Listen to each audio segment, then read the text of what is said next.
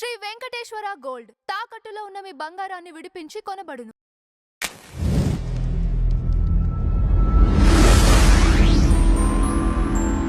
నమస్కారం రాజేష్ గారు. నమస్కారం. మద్యం కుంభకోణంలో సుమారుగా 440 కోట్లు ఈడీ అటాచ్మెంట్ అయింది.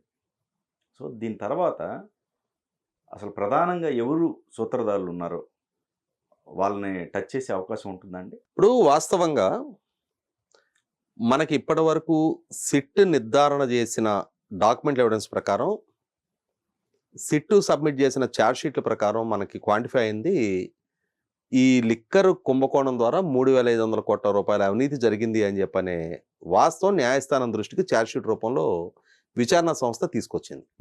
ఈ 3,500 కోట్ల రూపాయలకు కాను 1,048 కోట్లకు సంబంధించిన మనీ ట్రైల్, అంటే ఏ సంస్థలు ఏ అకౌంట్ నుంచి ఏ అకౌంట్కి ఎవరికి ఎంత అమౌంట్ పంపించారు, ఎవరు ఎంత నగదని ఏ షెల్ కంపెనీల ద్వారా ఏ విధంగా వైట్గా మార్చుకున్నారు, అంటే ఈ విధమైన మనీ ట్రైల్కి సంబంధించిన 1,048 కోట్ల రూపాయలకు సంబంధించిన స్పష్టమైన సాక్ష్యాధారాలు ఎన్ఫోర్స్మెంట్ డైరెక్టరేట్ క్రాక్ చేయగలిగింది. అంటే ₹1 సంబంధించిన మనీ ట్రైల్ నిర్ధారణ అయినా సరే అక్కడ అవినీతి చోటు చేసుకుంది అని నిర్ధారణ అవుతా ఉంది. అటువంటిది వాళ్ళ 1,048 కోట్ల రూపాయల నగదు లావాదేవీలకు సంబంధించిన ఇవాళ ఎన్ఫోర్స్మెంట్ డైరెక్టరేట్ ఛేదించగలిగింది అని అంటే ఆ 1,048 కోట్ల రూపాయల్లో ఇప్పుడు ఈ కేసులో ఆల్రెడీ అక్యూజ్డ్గా నిర్ధారణ అయ్యి అరెస్ట్ అయ్యి జైలుకి వెళ్ళి బెయిల్ మీద ఉన్నవాళ్ళు కానీ ఆల్రెడీ జైల్లో ఉన్నవాళ్ళు కానీ వీళ్ళందరూ ఈ కుంభకోణం కొనసాగిన సందర్భంలో ఈ నగదు ద్వారా కొనుగోలు చేసిన ఆస్తులు, అంటే ఈ సంపాదించిన డబ్బుతోటి కొనుగోలు చేసిన ఆస్తులు, బ్యాంకులో ఉన్న ఫిక్స్డ్ డిపాజిట్లు, అలాగే వాళ్ళ అకౌంట్లో ఉన్న నగదు, వీటినే సుమారుగా 441 కోట్ల రూపాయలని ఎన్ఫోర్స్మెంట్ డైరెక్టరేట్ జప్తు చేయగలిగింది వాళ్ళ. అంటే ఆల్రెడీ వందలు వేల కోట్ల రూపాయల కుంభకోణం జరిగిందనేది ఆల్రెడీ ఇప్పటికే ప్రూవ్ అయిపోయింది. ఇవాళ ఎన్ఫోర్స్మెంట్ డైరెక్టరేట్ గత కొన్నాళ్ళుగా జరుపుతున్న విచారణను అనుసరించి జగన్మోహన్ రెడ్డి గారి పిఏ ధనుంజయ రెడ్డి, జగన్మోహన్ రెడ్డి గారు ఓఎస్డి కృష్ణమోహన్ రెడ్డి, అలాగే రాజకేశ్ రెడ్డి, బూదేటి చాణక్య, వెంకటేష్ నాయుడు లాంటి ఈ డిస్టరీస్ నుంచి రాజకేశ్ రెడ్డి ద్వారా ఏర్పాటు చేయబడ్డ నగదు వసూళ్లు, నగదు తరలింపు, నగదు డంప్ చేయటం, ఆ డంప్ చేసిన నగదుని వైసీపీ అభ్యర్థులకు పంపిణీ చేసిన ప్రక్రియలో ఎవరెవరు ఇన్వాల్వ్ అయ్యారో వాళ్ళందరినీ ఎన్ఫోర్స్మెంట్ డైరెక్టరేట్ విచారణ జరుపుతున్న నేపథ్యంలో ఇప్పటికీ ఈ విధమైన ఈ 1,048 కోట్ల రూపాయలకు సంబంధించిన సాక్ష్యాధారాలు స్పష్టమైనవి. అయితే ఇక్కడ గమనించుకోవాల్సింది ఒకటి ఏంటంటే, దొరికినవాడు దొంగ వెలుగులోకి వచ్చింది కాబట్టి ఈ మద్యం కుంభకోణం అంశం గురించి మనం చర్చిస్తూ ఉన్నాం.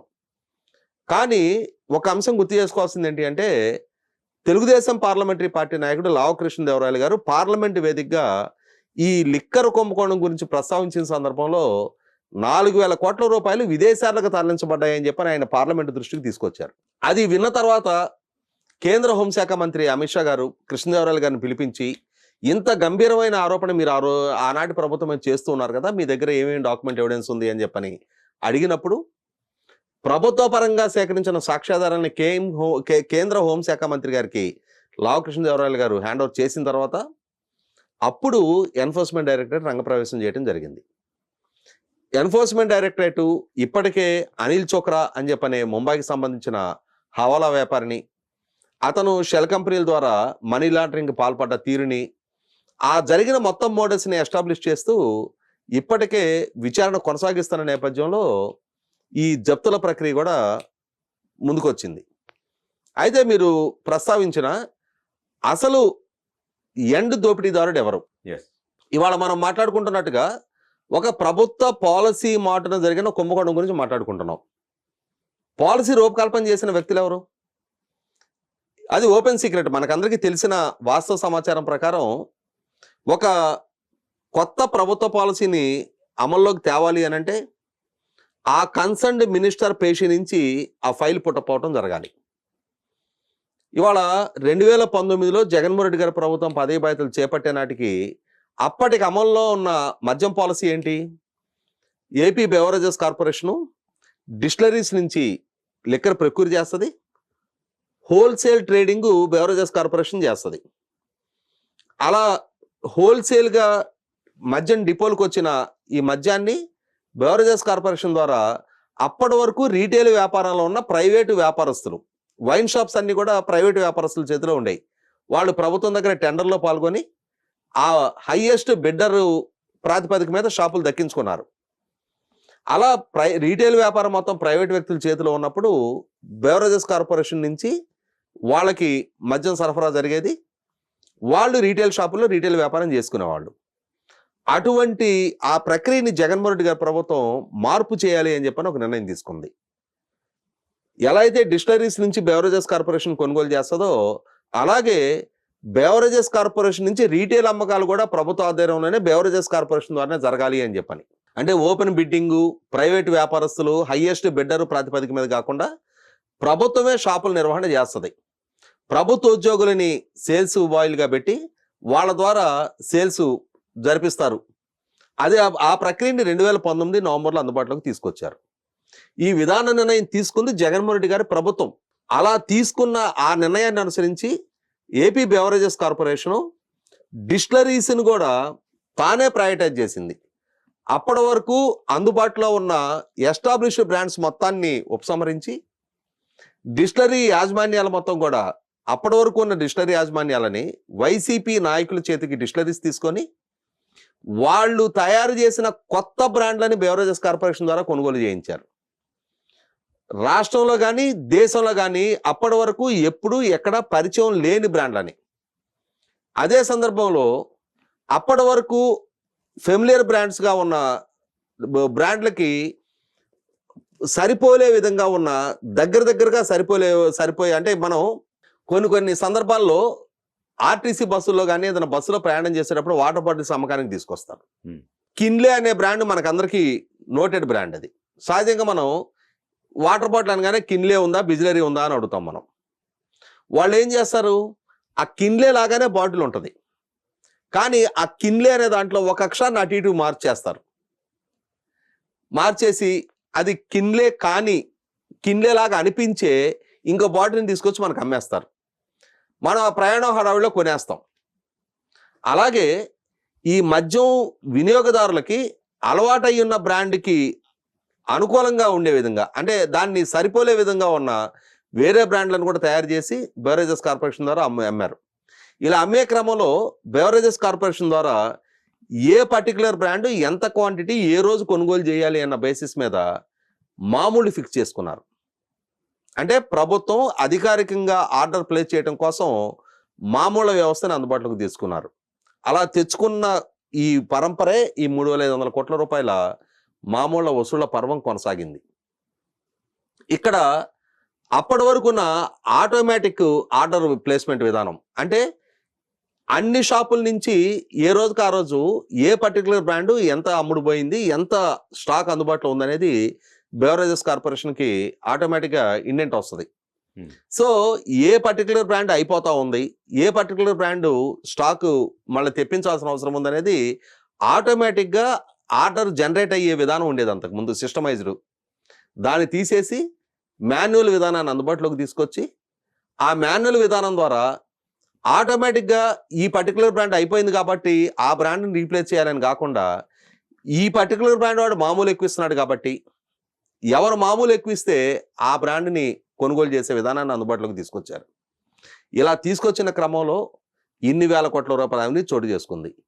మరి ఇప్పుడు ఈ కేసు విచారణలో చెవిరెడ్డి భాస్కర్ రెడ్డి ఒక ఎక్స్ఎమ్మెల్యే, పెద్దిరెడ్డి మిథున్ రెడ్డి ప్రస్తుత MP, Vijayasai Reddy ex MP, Raj Reddy ex IT adviser, Dhanunjaya Reddy, Krishnamohan Reddy సీఎంఓలో పనిచేసిన అధికారులు, సజ్జల శ్రీధర్ రెడ్డి అతను ఒక డిస్టిలరీ యజమాని.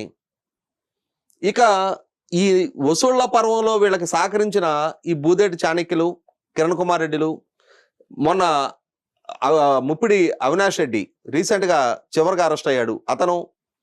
ఇటువంటి వాళ్ళందరూ ఈ వసూళ్ల పర్వంలో సహకరించిన వ్యక్తులే తప్ప ఇప్పుడు మనం ప్రస్తావించుకున్న ఏ ఒక్కరు కూడా పాలసీ మేకర్స్ కాదు.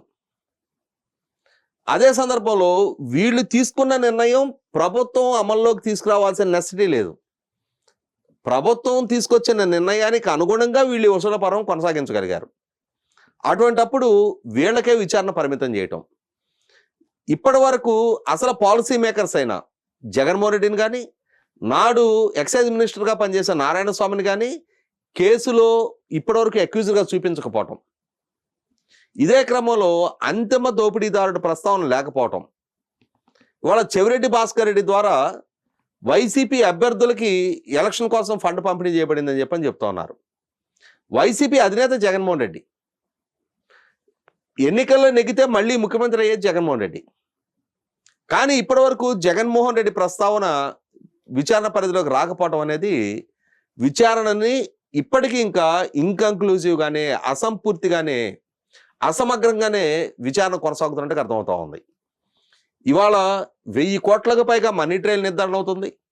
స్పష్టమైన అవినీతి జరిగిందని చెప్పి నిర్ధారణ అవుతా ఉంది. అవినీతిలో వీళ్ళందరూ భాగస్వాములు అయ్యారని అర్థమవుతా ఉంది.